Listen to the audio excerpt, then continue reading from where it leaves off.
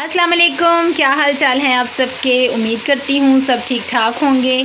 आज मेरे किचन में बनने जा रहे हैं करेले। करेलों को लोग मुख्तलिफ़ तरह से पकाते हैं, कीमे के साथ, गोश्त के साथ और चने की दाल के साथ भी। लेकिन आज मैं करेलों को प्याज के साथ मसाले वाले बनाऊंगी। बहुत ही मज़ेदार बनेंगे। यहाँ पर मैंने करेलों को लेकर काटा, धोया और उनका पानी खुश्क कर लिया था। और अब मैं इन्हें ऑयल में फ्राई कर रही हूँ। ऑयल मैंने यहाँ पर लिया है सरसों का, क्योंकि सरसों के ऑयल में करेले जो हैं वो बहुत ही लजीज बनते हैं। तकरीबन 2 कप सरसों का ऑयल था, उसमें मैंने करेलों को डाल दिया है और मैं अब इनको फ्राई कर रही हूँ। फ्राई करने के बाद इनका कलर भी चेंज होगा और ये बहुत कम तादाद में रह जाएंगे। तकरीबन 1.5 किलो मैंने लिए थे, लेकिन फ्राई होकर ये तकरीबन आधा किलो रह जाएंगे। इनकी मिकदार जो है वो कम हो जाएगी। और प्याज मैंने 1 किलो लिया है, उसको काटा है और उसको भी थोड़ा ड्राई होने के लिए रख दिया है, क्योंकि अगर इनमें पानी रह जाएगा तो फिर क्या होता है कि नीचे लगना शुरू हो जाते हैं और सही तरह से फ्राई नहीं होते। तो ये देखें, करेले जो हैं नीचे नहीं लग रहे और अच्छे से फ्राई हो रहे हैं। तो चलें हम इनके फ्राई होने का इंतज़ार करते हैं। देखें, करेले हमारे जो हैं वो फ्राई हो रहे हैं। अभी इनमें थोड़ी सी और देर है, क्योंकि इनका कलर तो चेंज हो गया है लेकिन अभी फ्राई नहीं हुए जिस तरह के मैं चाह रही हूँ। ठीक है, तो अभी इसको और जो है वो फ्राई करते हैं। और ये देखें जनाब, हमारे करेले जो हैं वो अब अच्छी तरह से फ्राई हो चुके हैं। इनको निकालूंगी मैं अलहदा बर्तन में और फिर इसी देचकी में प्याज डालूंगी और उसको भी फ्राई कर लूँगी।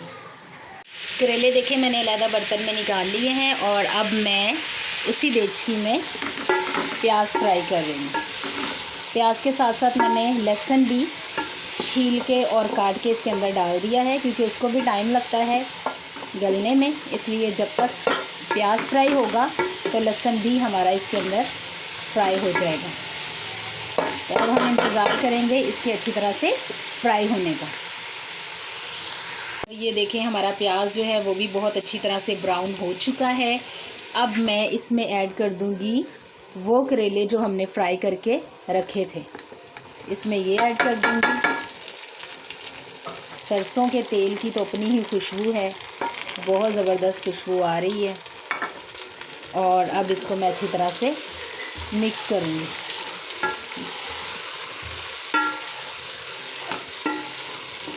अच्छी तरह से मिक्स कर लूँगी ताकि दोनों चीज़ें जो हैं वो अच्छी तरह से मिक्स हो जाएं।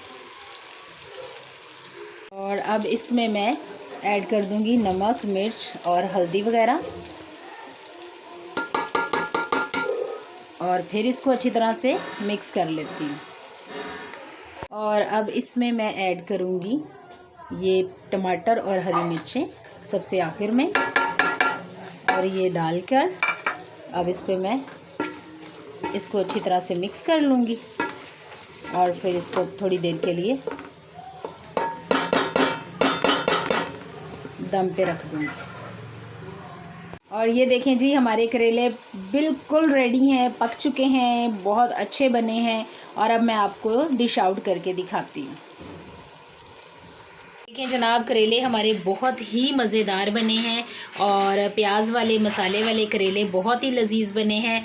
इसके साथ मैंने काटा है खीरा इस तरह से, और इसके साथ मैंने बनाई है दही की लस्सी, क्योंकि करेले की तासीर जो है वो गर्म होती है, इसलिए उसके साथ ज़रूर लस्सी का इस्तेमाल करना चाहिए। और खीरा भी बहुत अच्छा लगता है, तो आप भी ज़रूर ट्राई करें इतनी प्यारी रेसिपी को, इतने मज़ेदार जो हमारे देसी पकवान हैं उनको।